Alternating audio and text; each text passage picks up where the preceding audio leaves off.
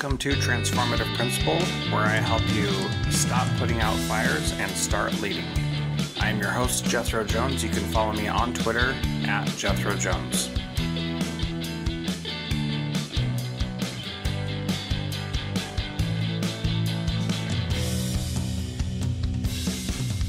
Welcome to Transformative Principal. I'm your host, Jethro Jones. You can find me on all the social networks at Jethro Jones.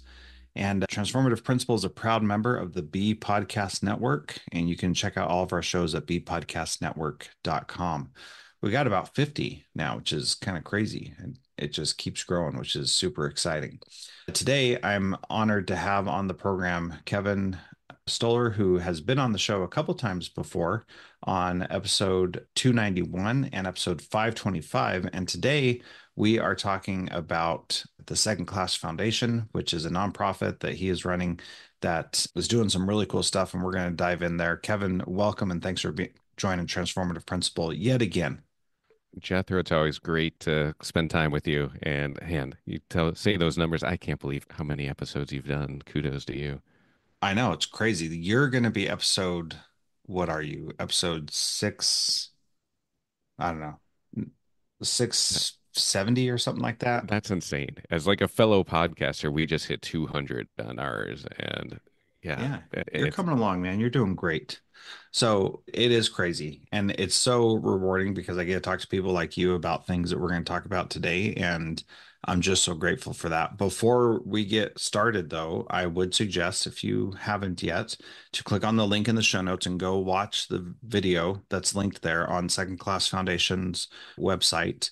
And you can check it out and watch what we're going to talk about, because I think you can listen to our conversation before you watch the video, but watching the video will give you a little more context into it. So anyway, good stuff, secondclassfoundation.org, and we're going to get to my interview with Kevin here in just a moment. So one of the things that I've been really harping on lately is this idea that we have this thing that we say in education all the time, that safety is our number one priority. And I think that's baloney. Safety is the cost of doing business, because it doesn't matter what we teach our kids if they're not safe to begin with. And if we can't trust that they're going to be safe, then it doesn't even matter. So I don't think that safety is our number one priority. It is the price we pay to participate in this thing of taking care of other people's children.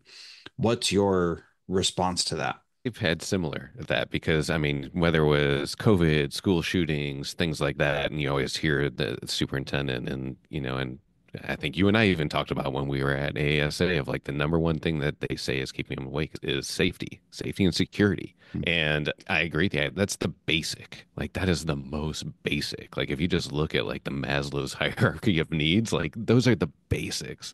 But really, if that was our number one concern, one, everything would be different. But I also think it would be a horrible learning environment if safety That's was the right. number one concern.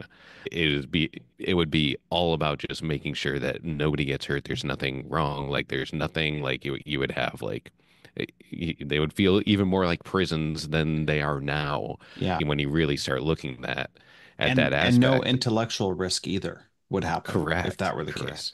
Correct. Yeah. So I do think there's this acknowledgement of being like safety is not number one concern. These schools exist because they are here to serve the purpose. And I do think this is probably the biggest thing we need to answer as like communities and as a country is what is the purpose of school now? Like Mhm. we know what it was when the education system was created. It was to build up a labor force and it was to basically like teach them how to participate in society. Is that the same answer now? Or is it that we want to produce what's the goal? Because I think as parents, as communities, we need to have that conversation. What is the Mhm. purpose of school? And, there's different answers now. And I think that's why we're seeing a lot of conflict. Yeah. Yeah. And there's been so much that has happened over the last little while that has made people think that our purpose for education has shifted quite a bit into things that aren't as important or as valuable. So I want to talk a little bit about your second class foundation And in this docuseries, what we showed them. And the reason why we started talking about safety is because the video that it starts with, "Do I feel safe in the school?" And part of the challenge is that there are so many different ways to talk about safety, and safety has become this buzzword that means so many different things that it's difficult to really nail down what is it we're talking about. But then the video goes on to show that this is like physical safety where the building could literally collapse as part of the building did almost 20 years ago, and no structural improvements have been made. Tell us about this docu-series, what the point is that you're trying to make with it. Yeah, so let me set this up a little bit because this first episode highlights a school in Idaho that, to your point, it's crumbling. Like you're Mm-hmm. just literally watching it crumble. But that is not the main point of the docu-series of why we did this. This is coming out of a nonprofit, Second Class Foundation, where the stated mission is the goal is to improve education through the use of media and storytelling. This is a heartbreaking story. This is a story that Mm-hmm. is happening right in front of our eyes. And I just hope this gets resolved so that it doesn't turn into a tragedy story. But what we've asked this amazing film crew that we have because is how do we produce entertaining content, like a really entertaining show that also supports this movement that our education system needs to be improved and that there are ways we are already improving them. And the goal of this is not to appeal to somebody who would normally like be in the walls of education and like would normally watch like an education documentary. This is really meant to, if you're sitting down at the end of the day and you're flipping through Netflix and trying to figure out what to watch, we want to produce content that is at that level and that level of storytelling and character development. This just happened to be the first one that we felt like we have to capture this story right now. But we have like six other schools around the country that are at completely different ends of the spectrum that we want to highlight just to show people what's going on in schools today. Mm-hmm. And this one, it's a tough one. I don't know if I would have picked this would be the first one, but it is unbelievable story and like heartbreaking to watch it to know that this is happening not only at this school, but really all over the country. Well, and this is the thing that's so fascinating. If you're in education, you can say, "I totally get it, and I can see how this is happening," because we've probably all been there in these outdated schools that are literally falling apart and crumbling. But if you're not in education, you look at that and you say, "What in the world is going on? Right. Why aren't they doing something to fix this? Why aren't Yeah. they building a new school?" And so this is one of those threads you could pull is about how education is funded and how we decide whether or not to build new schools and how schools get money to build new schools and all that kind of stuff, which is a whole other can of worms that is complicating the problem that exists. And you mentioned that's in Idaho. That's one of the lower funded states in the nation for education. Yeah. And so it brings up more than just a question of, is this building safe to inhabit?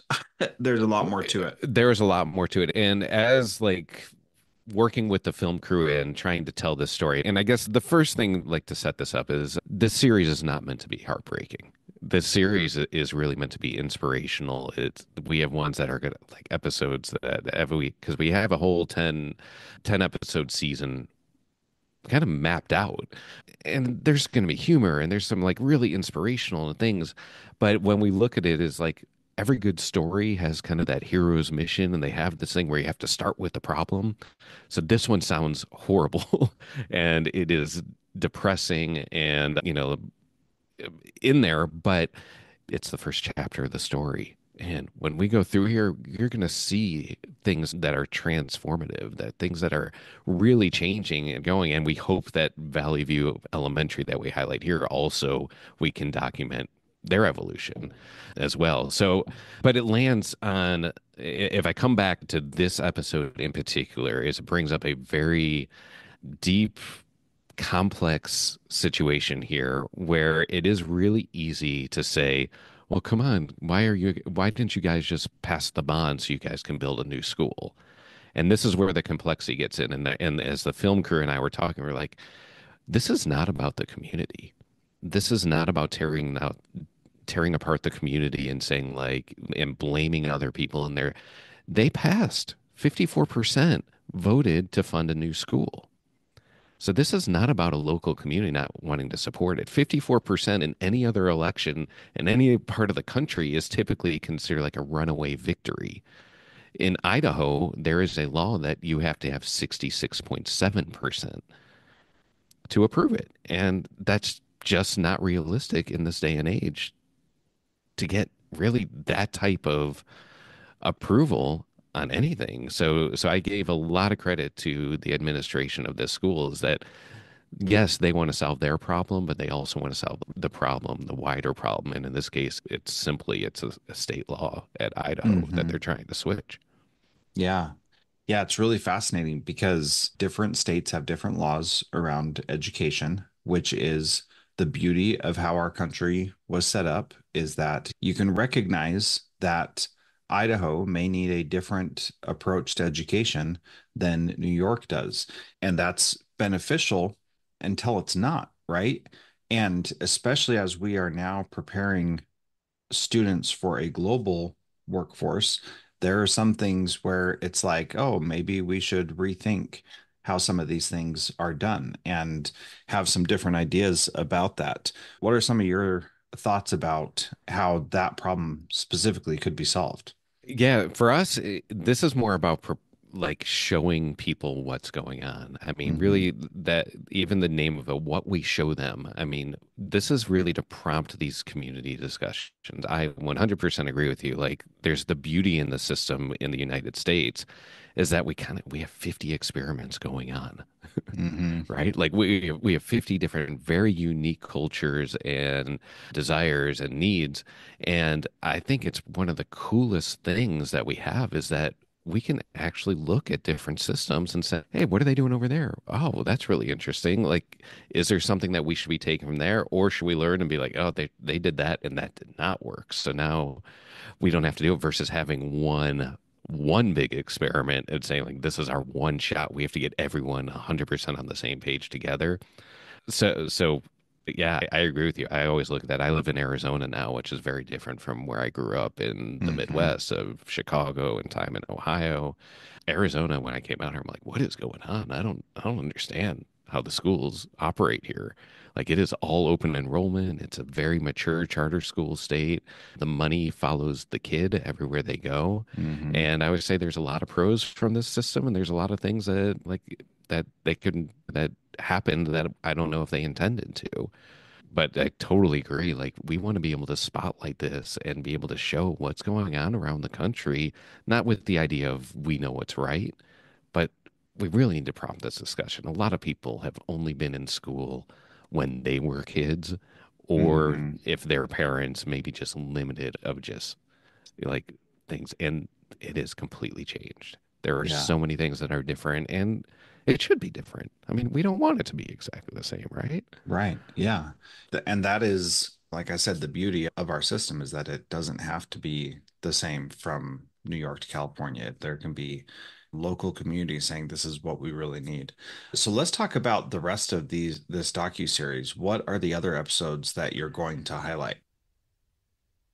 Yeah, so when we brought in this film crew, who I just cannot like, I cannot say enough good things about them. You know, like we evaluated when we looked at who do we want to hire and who do we want to partner with. They not only have like the skills, like when you watch that, I mean, the shots that they're getting are just like they're top, like they are the highest level. I mean, the Yeah. drone shots are getting over the city and over the school, and then being able to capture people's emotions. They are so good at what they do, but what they're even better at is that they care about this too. So Hmm. when I brought them in and told them like, hey, this is what we're looking to do, they started interviewing and researching around the country and trying to find like where are some really good stories, where are some good characters that we could highlight in there. And we came back and there was really a like our top 10 list of like, man, if we can follow these people around and really get like at the heart of what they're about, and it's a range from teachers to community members, to school leaders, there's one they found, there's a politician, but it's really looking at more like the characters behind any type of this change maker mentality in education. And we want to capture this and we want to do it. And why I asked you to be on here is like we need more money. As Hmm. simple as that. We need more help, whether it's money or connections or ways to do this. I think it's one of the most important things we can do right now in education. And, like I've been working in the industry for 15 years now. There's a lot of passionate people. There's a lot of things that are improving. We're trying a lot of experiments, but I think what we're missing is pulling in the communities, the general public. And that's really what the purpose of this docuseries is, trying to meet people where they're at that normally are not thinking about schools. They don't, like it's just not at top of mind for them. But I always look at them like cultural changes are almost always sparked by entertainment.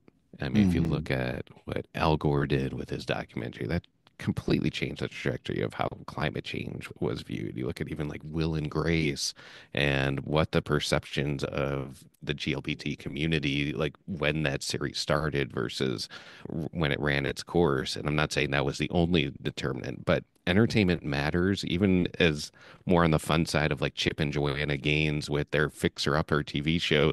They have brought like shiplap interior design to homes Yeah. all over the country.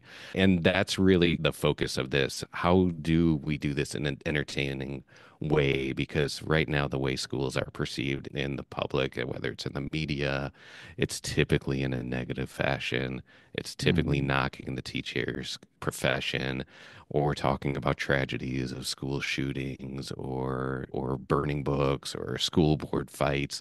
It's almost always negative. Hmm. And if we can tell stories that are really compelling, I think we can change that narrative. Yeah. And so, what kind of stories do you need to tell for that to happen? Because the salacious things are the things that sell, the scandals, the pain, the suffering. That's what people are drawn to. Even this Yeah. episode of the docuseries is about a school that is literally crumbling and right before our eyes, and they're desperately trying to get a school bond passed so they can build a new one. What how are you going to tell these stories in a Yeah. positive light that focuses and helps people see things differently? Yeah, that's why I am so happy about the film crew that we Hmm. found. They are at the heart of it, trying to find when they do this, trying to find the stories. They're trying to find the stories and that really resonate with people. And we're really getting inspiration from a few different sources around this, like even things like Welcome to Wrexham, the docuseries with Ryan Reynolds and Ryan, who they bought a soccer team. Yeah. Like I'm not a, I don't like soccer. But I watch that and you get I mean, it is all about character development.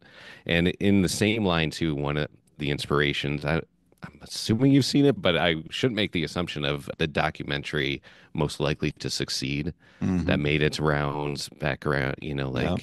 I mean, it's crazy, almost like 10 years ago now. Yeah. But that's kind of at the heart of where we're aiming for. It's those really human interests, compelling characters, and with a really amazing film crew that knows how to tell a story, put it together. And that's where we're aiming right now. Yeah. And I think one of the ones that I'm following closely is the story of the Greater Dayton School in Dayton, Ohio. Have you heard of this one? No, I haven't. All right. This is what I Oh, love man. talking to people too, because I'm learning about a lot Yeah. more. Okay, so this school is a K-8 school, and they are investing something crazy like $300,000 or something per student to develop a program for them where they are going to keep track of these kids and stay in touch with them until they're 27 Oh, wow. to make sure that they are successfully launched and successful adults. And it is a private school, but it is all scholarship based. So it is specifically targeted towards low income families and it providing tons of wraparound services to support them and help them. And really in my opinion, a showcase of what good philanthropic dollars can do that is going to pay huge dividends down the line. I mean, these kids are going to be connected to this school for That's their whole lives. amazing. If they last till they're 27, they're going to stay Yeah. connected forever, I'm sure, and continue giving back themselves and continue promoting the ideas that are there and sharing their success stories. And it's going to take a long time before you start seeing the long-term results. But I've had AJ Stick, the founding principal there, on the show a couple times to talk about what they're doing. And I'm just going to keep interviewing him as long as I do this podcast because Yeah. it's cool to hear the stories of what they're doing and how it's working. Yeah, and that's the thing that's hard about education. And when we looked at this, we're like, well, how do we do it? Because it is slow. It's this slow investment, this patience on the results, even though there's this like need to act with urgency on things. Like we're talking about lives of kids here, you know? It's like there's things that happen that you need that longevity to it to try to see like what really worked and what didn't work and be able to learn from it. And it's hard because we just have to be patient in some cases. And as we're looking at even like these schools for we're doing these docuseries, it doesn't happen fast. Like let's say they even pass that bond, it's going to be like 2 or 3 years in a best case scenario before they actually have a new school there. So it is going to be those slow things that happen, but that's why we feel like it's really important to be weaving multiple stories together because there may be 6 months where there's not a lot of movement in something and to be able to document and tell that and to be able to capture that, that's where we start looking at this kind of wider range of the series to be able to pull people in and do that. But yeah, it is one of those things where it's like we all I feel like the people in education we recognize there's a problem. There's things that we're working on, but it is all this of like you just don't know. Yeah, You just yeah, don't know, you know, like I feel like our parent generation is always like we know our kids are going to go to therapy. We just don't know what they're going to go to therapy for. And yeah, like yeah, we know we're screwing them up some way. yeah. That's so fascinating. So I've been trying really hard to think more long term lately and not think about tomorrow, the next day, but think about next year or the year after. And so I recently started this project called A Decade Never to Be Forgotten about making the next decade the most amazing one yet. And so what's really interesting to me is as I'm thinking about this, I'm thinking about like, what do I want this to look like in 10 years? And that is exceptionally hard to do because it's so hard to predict the future. Nobody can do it. We try in a lot of different ways, but you have to recognize that things take time and they build slowly. And in our fast-paced 24-hour news cycle world, we want results immediately. We want things to happen immediately and all of that. And it just it, life is different and it takes time. And you got to be patient with it. And it's sometimes really difficult to do that. So I commend you for engaging in this work that you're right. By the time that bond gets passed and get the building gets built, kids who are currently there likely won't be at that school, which is Yeah, kind of for wild to sure. think about. Yeah, for sure. Yeah. And I think that's part of the challenge here is that the windows of time where people are interested in schools, they kind of come and go. Like I think of like my kid, I have 3 kids and like the elementary school was like a big part of our life at one point, but now we're kind of past that phase. Hmm. And then you think of like just the rest of the community too of, yeah, they may not have ever had kids in that school, or it's been 50 years since they've stepped foot in that school. So it is it's a tough community problem that is gonna resolve itself in some way. Yeah, It's just a matter of like, it is. unfortunately, to your point of like the way our society is now, it's usually it takes an emergency Yeah, to do yeah, it. And I hope we don't see that. But, yeah. Well, yeah. my prediction for education is that public schools are going to be the places where only poor and disabled people are going to go because the way the world is moving, I don't see us making the investments in public education to to satisfy anybody who is to satisfy anybody really. I see us continuing going down this negative path, and it's going to end up being just the disabled and just the extreme poverty cases that are going to be attending public school. And right now, Kevin, to be honest, I don't see a different future than that. I don't see the public rallying and saying, no, we need to invest in our local schools. I just don't see it happening. Yeah. So I think you and I talk to a lot of people and see a lot of we probably get a little more insights into Hmm. the broader view of what's going on. That it's definitely the trend that we're going. Yeah. I've been talking to people a lot about this a lot. This fragmentate I've been calling it fragmentation. The fragmentation of schools is accelerating at a level that I think most people don't recognize is Yeah. happening. And I don't even know the number of states right now. I think at one point it was 23 states had passed some type of legislation that allowed the parents to pick where to put their education money.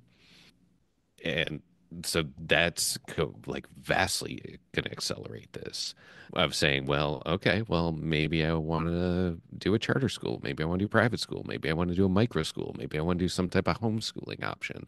There's so many different options that are out there. And then you start seeing what you have with the online and the AI and the pieces of that.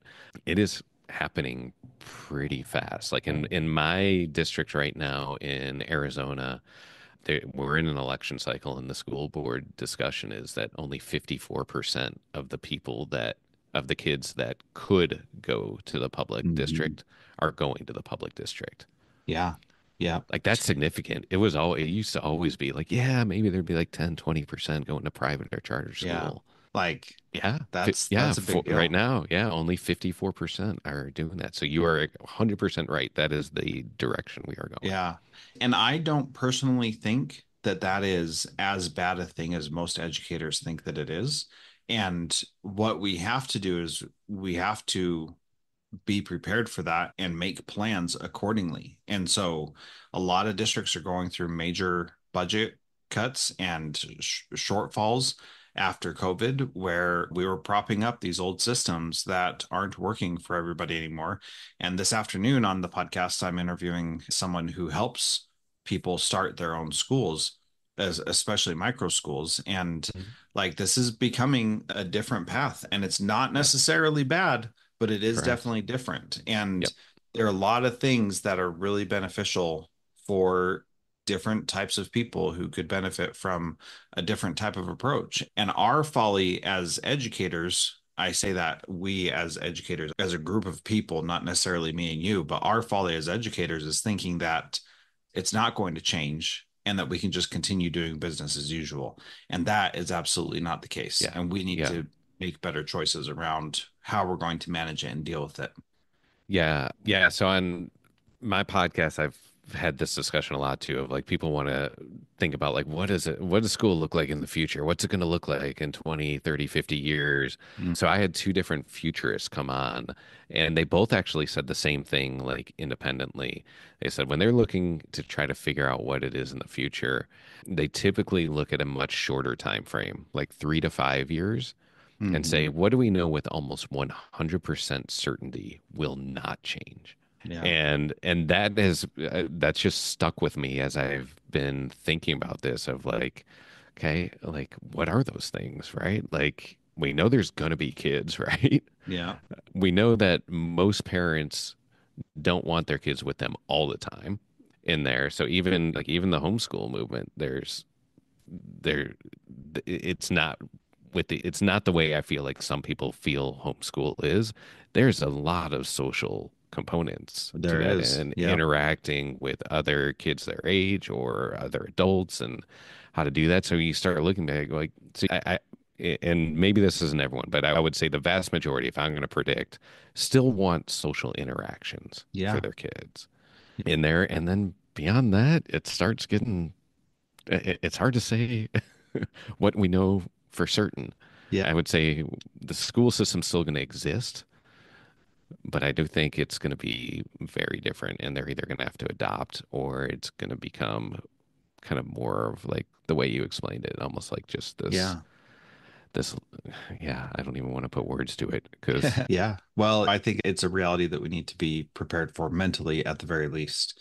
So we could obviously talk about this for a while, but you had mentioned that part of your goal in coming on here and getting the word out is needing support and help with the second class foundation.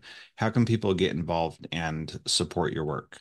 yeah, second class foundations. Go watch this. It's a 9 minute, the first episode. Go watch that and see if this is something that resonates with you, and you'll have an opportunity to learn more about the foundation. This is just one project that we hope is a bigger legacy type of nonprofit that we set up.